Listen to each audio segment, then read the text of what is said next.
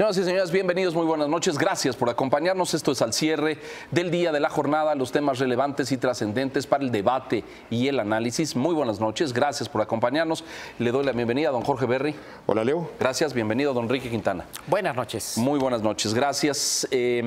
Temas de hoy relacionados con el Tratado de Libre Comercio y con la relación complicada. Se ha vuelto a complicar con Estados Unidos, una declaración de hoy del presidente Trump. Primero, en torno y en el marco del Tratado de Libre Comercio, aparece una carta hoy firmada por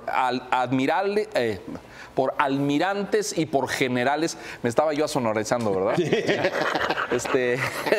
Que fueron titulares del Comando Norte de las Fuerzas Armadas de los Estados Unidos, es decir, militares de alto rango, generales de 4 estrellas. Ahí ve usted las firmas. Comando Sur y Comando Norte. Y Norte, así es.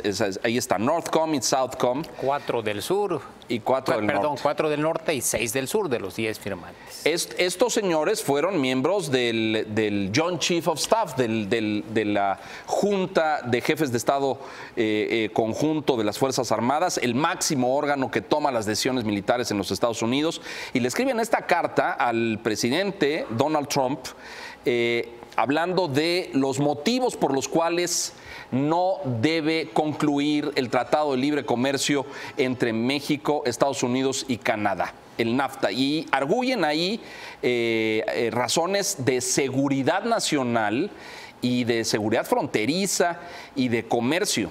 Especialistas, sin duda, pues no solamente en inteligencia, sino en estrategia militar. Se convierte tal vez, en opinión de algunos de los negociadores mexicanos, en uno de los mejores documentos que defienden al TLC frente al presidente. En este contexto, hoy mismo también el presidente Trump dijo que México es malcriado y nos puso ese epíteto. Malcriado porque pues México no quiere terminar con el TLC cuando él piensa, subrayó, que a lo mejor lo más conveniente sería concluir con el Tratado de Libre Comercio. El secretario Ildefonso Guajardo, en este foro, en el marco del Foro Económico Mundial, capítulo América Latina, pues dijo varias cosas, hizo declaraciones importantes, en esencia que hay que prepararse eventualmente para un Tratado de Libre Comercio de Norteamérica sin Estados Unidos, que Estados Unidos tiene el derecho de salirse, pero hay varias voces, Enrique, tú escribiste de eso justamente el día de hoy, que hablan de un nuevo TLC, un TLC 2.0 para julio o agosto de este año, ¿no es cierto?, después de las elecciones de México. En esta revisión que haces, la apuesta de Guajardo es terminar en 6 semanas. Vamos a hacer cálculos. De agosto a la fecha van prácticamente 10 meses, ¿no? Poquito menos, 8 o 9 meses. Ajá. Se han cerrado 6 capítulos. El documento tiene 30. Ya nomás nos faltan 24. La pretensión es que estos 24 capítulos se cierren en las próximas 6 semanas. ¿Qué pasa si no? Lo dijo Guajardo allá en Sao Paulo. Si no, nos vamos a fin de año, porque ya no va a ser factible concluir con el documento antes de las elecciones. El escenario que estaba proponiendo es sacar el tratado abril, mayo, que lo firmen los presidentes y someterlo a los poderes legislativos antes de las elecciones en México, al margen de que se ratifique en ese momento o no, pero que los congresos ya lo tengan entonces. Yo lo veo francamente imposible. Sí, a marcha forzada. No veo la manera a través de la cual en 6 semanas se pueda sacar adelante el tratado. Por esa razón es relevante la carta de los militares norteamericanos, porque como va a haber tentación de Trump de salir del tratado, la hay permanentemente en esta referencia que hacías de México como un país malcriado. Esto fue en una reunión que reveló The Washington Post. También señaló que él presiona porque se cancele el tratado y hacer otro bilateral, uno con México y otro con Canadá, que es lo que siempre ha querido. Es lo que él ha querido. Entonces, ya le están elevando el costo. Ya lo habían hecho políticos republicanos, representantes, empresarios. Ahora Militares. saltan a la escena por primera vez en todo este proceso militares, que le están diciendo aguas porque no es un tema exclusivamente comercial, es un asunto de seguridad nacional para Estados Unidos. Entonces, no vayas a perder el piso y salirte porque nos vas a poner en riesgo la propia seguridad de Estados Unidos. Voces muy autorizadas las de estos señores que firman la carta, ¿no? Cosa que para nada garantiza que Trump les vaya a hacer caso. No, en eso estamos de acuerdo. Que Trump es Sabemos como es. Me llama la atención la posición del secretario de Comercio de México, Ildefonso Guajardo, porque debe saber que para efectos de la ratificación a nosotros nos conviene que eso se vaya hasta después de las elecciones de allá. Hasta después de noviembre. Después de noviembre, porque en noviembre todo parece indicar que, por lo menos en la Cámara de Representantes, los demócratas van a tomar el control. Está mucho más difícil en el Senado. No imposible, pero sí más difícil. Pero ya con la Cámara de Representantes en manos de los demócratas y el Senado en manos de los republicanos, de todas maneras, los demócratas ya pueden bloquear todo. Y entonces una posición negociadora más fuerte, más sólida, y creo que habría más apoyo para ratificar el TLC a nivel congresional en Estados Unidos en ese caso. En el caso de Estados Unidos. Pero acá, ¿y quién será? ¿Quién negociará? La prisa porque salga antes es porque no sabemos Claro. si el que quede el 1 de julio va a querer someter a ratificación el tratado o no va a decir cámbienle aquí y allá antes de que lo mandemos. Si ya sabes quién va a querer hacer un referéndum. No, y a ver qué dice Napoleón Gómez Urrutia, ¿no? A la hora que le llegue ahí al Senado, sí, ahí, al señor senador. Bueno, así están las cosas con el tratado. Había ahí algunos datos sobre la paridad. Yo no sé si estas últimas declaraciones afectaron o no. No, la paridad ha estado afectada por el nuevo consejero económico. Exacto. Cuéntanos, ¿qué onda con este cuate Larry Kudlow? Pues más bien quiero saber qué onda con él. Este señor viene a sustituir a Cohn. Gary Cohn. Gary Cohn. Sí. Hay dos personajes que todavía eran la voz de la razón en la Casa Blanca, o al menos así se les conocía. Tillerson, vamos a hablar de él en un momento más, y Gary Cohn, como consejero económico, tenía muy buena relación con el mundo empresarial, con el mundo académico. Credibilidad, respeto. Totalmente. Exacto. Y bueno, Gary Cohn estaba en contra de la imposición de aranceles al acero y al aluminio. No logra echar para atrás la medida y renuncia. Y el presidente, pues, se le ocurre que un comentarista de CNBC, muy conocido, el señor Kudlow, pues puede ser un buen consejero económico. Entonces, se está rodeando, el señor Kudlow, pues es un hombre radical, es un hombre que no tiene el prestigio ni de lejos para ser, el prestigio para ser consejero económico de la Casa Blanca, y es un hombre mucho más radical que en los últimos meses ha estado criticando sistemáticamente a la Reserva Federal. Piensa que debe ser mucho más radical o que no debe hacer nada y dejar que los mercados se ajusten solitos. Entonces, un personaje un poco extravagante, extremista, no parece ser el mejor elemento de compensación en la Casa Blanca. Pero nos hubiera ido peor con Peter Navarro, ¿no? Bueno, pero él ya está de consejero. Pero ahí está, Peter ya está ahí sí, y ejerce influencia. Sí, él quería ese puesto. Hacen así, claro que lo quería. ¿Van a ser migas esos dos, piensas? Peter Navarro y probablemente. Peter Navarro, pues es también un personaje que se sabe que dice que ya estamos en la Tercera Guerra Mundial, que esta va a ser comercial y que el enemigo es China. Hoy empatan, los dos son radicales. Con Cohn había un contrapeso, ¿no es cierto? Pero ahora, Kudlow, en sus comentarios recientes, todavía como periodista financiero en la prensa, sí se pronunció en contra de las tarifas, de las nuevas tarifas, de los aranceles impuestos por Trump. Sí, habrá que ver cuál es su comportamiento. Lo cierto es que la Casa Blanca, y hablaremos de esto en un momento, hay un grave deterioro de personal, de recursos humanos. Ahora hay rumores de que se va otra persona, lo contarás en un momento más. Déjanos hacer una pausa y regresamos con la partida del señor Tillerson. Y hay otros que parece se van también. Volvemos.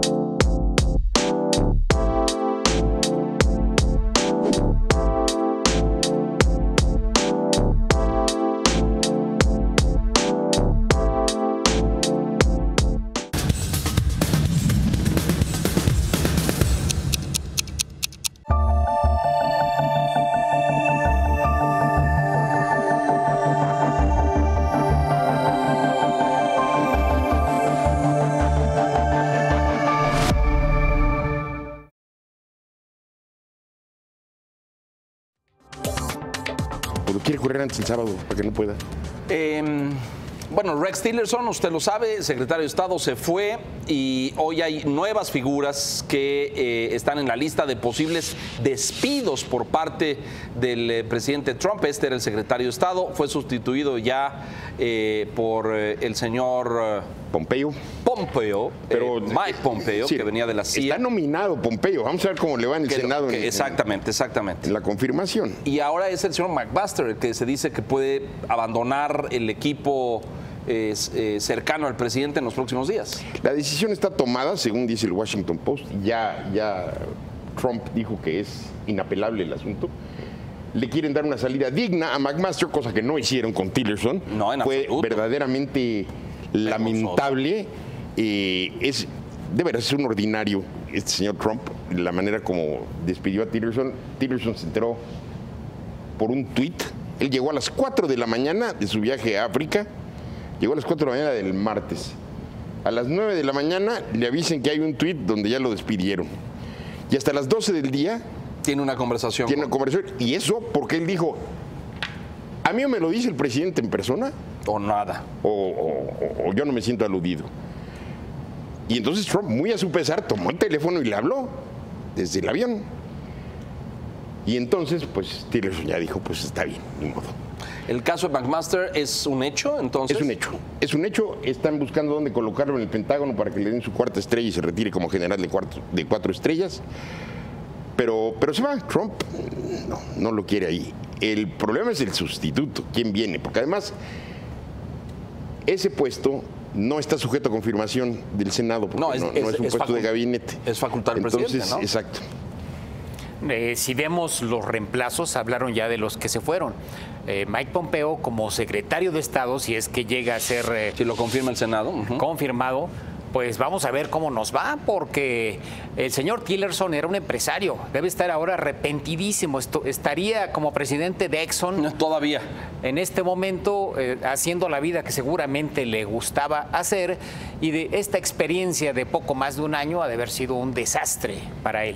Bueno, llega Pompeo, un hombre que se identifica más, hablando de los que se identifican con el estilo Trump, y vamos a ver cómo le va al Departamento de Estado. Ya corrió también a un subsecretario y vamos a ver qué más hace.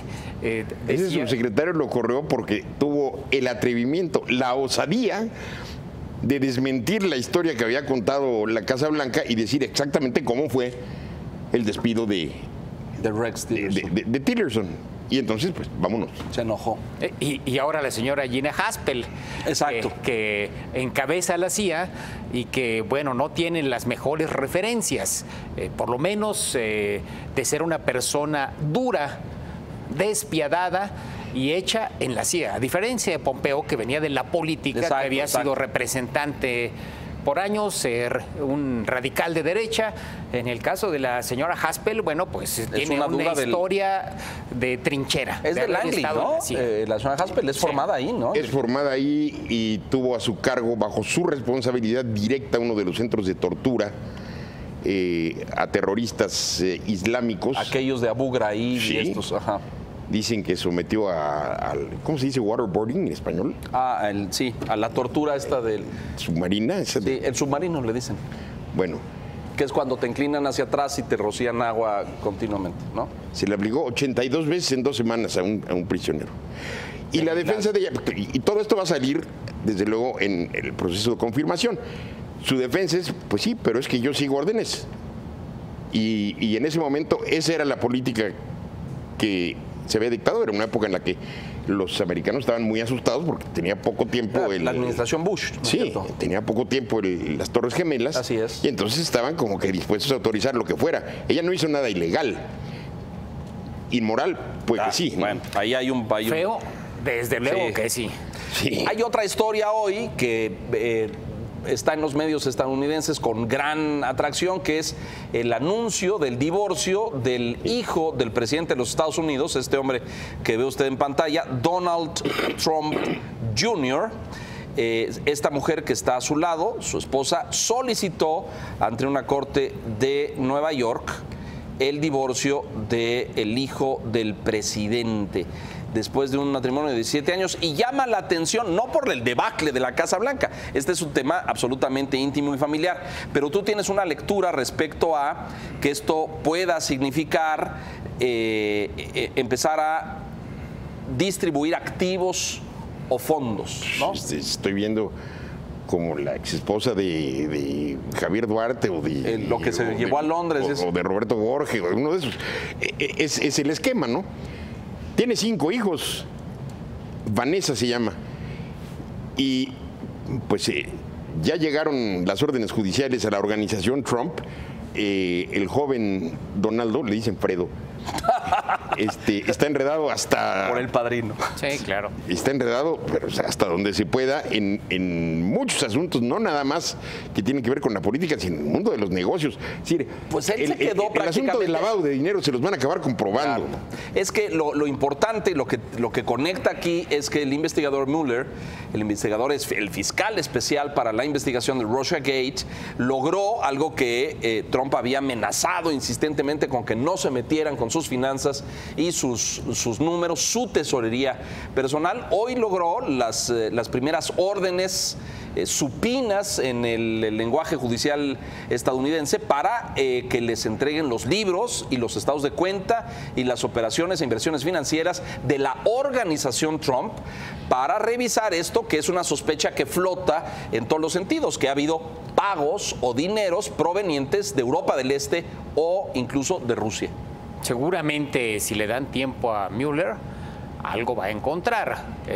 Y sobre todo, si empieza a escarbar y empieza a conectar, pues yo creo que esa trama va a empezar a conocerse, claro. Evidentemente. Entonces, es cuestión de tiempo y de deterioro de la administración. Realmente, el nivel de deterioro de la administración Trump es inimaginable. Hay cada vez más la calificación de caos, sí, claro, de lo que sucede en la Casa Blanca. Y no sé si también vaya a haber caos en la relación familiar cercana de los Trump, o es un asunto planeado, o eso, como dice Jorge, que sea algo que es un divorcio para está previsto distraer fondos o para esconderlos. El caso es que van a empezar a investigar las finanzas de la familia. Hay un libro que se acaba de publicar que se llama Ruleta Rusa. Ajá. Que lo escribieron 2 periodistas muy, muy respetados, Michael Isikoff y David Korn, que hacen a detalle la historia de los lazos de Trump con Rusia desde el concurso de Miss Universo. Allá en el 2013, sí, si no me equivoco. Al punto de que dicen, bueno, para que se pudieran haber dado las escenas eróticas que se describen en el expediente del espía británico, pues tenía una ventana de tiempo de 4 horas. Son las que tuvo libres ese día en ese hotel. Claro que nadie sabe si esas imágenes existen, 1. 2, si son de ese viaje, son de otro. Pero sí tiene una serie de revelaciones muy importantes que no se conocían. Por ejemplo, nos revela este libro que semanas después de que regresó del viaje a Miss Universo, llegó una hija de Putin a los Estados Unidos. A los Estados Unidos, y llegó a la Torre Trump y le entregó una caja laqueada negra que abrió Trump, sacó un sobre sellado con una carta que le dirigía Vladimir Putin. Nadie sabe qué dice esa carta, pero existe, ya se sabe la existencia de la carta. ¿No había un CD? Y ahora, con un video. Y ahora, es muy posible. Y ahora Mueller va sobre esa carta. Aquí te tengo este guardadito. Y 2, esto narra este libro y es una investigación periodística de 2 colegas estadounidenses. Sí. Prestigiados. Muy prestigiados. Los mismos 2 escribieron el libro de la intervención americana en la Segunda Guerra del Desierto y lo de las famosas armas de destrucción masiva que nunca existieron. Que nunca se comprobaron. Exactamente. Vamos a hacer una pausa rápidamente y regresamos enseguida.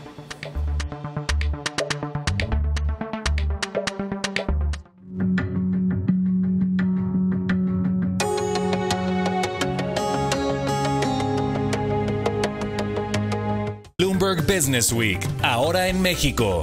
No te pierdas el programa con el detrás de cámara de los reportajes y entrevistas publicados por la revista más influyente en los negocios. Bloomberg Business Week, sábado, 8 de la noche. porque reconoces lo importante, el financiero Bloomberg.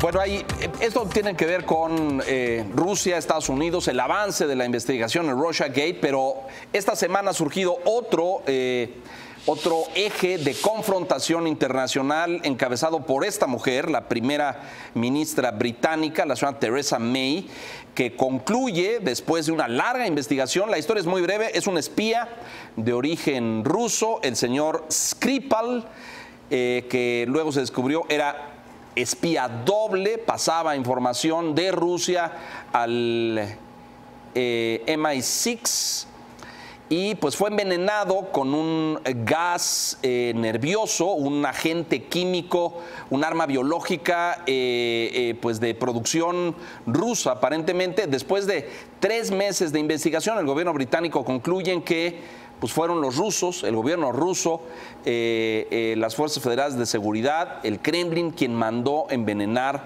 a este espía. Y a partir de entonces viene una serie de consecuencias. Expulsaron a 24, me parece 24 o 25 diplomáticos rusos del Reino Unido. Estamos viviendo un clima de tensión como no vivíamos desde la Guerra Fría entre la Gran Bretaña y Rusia.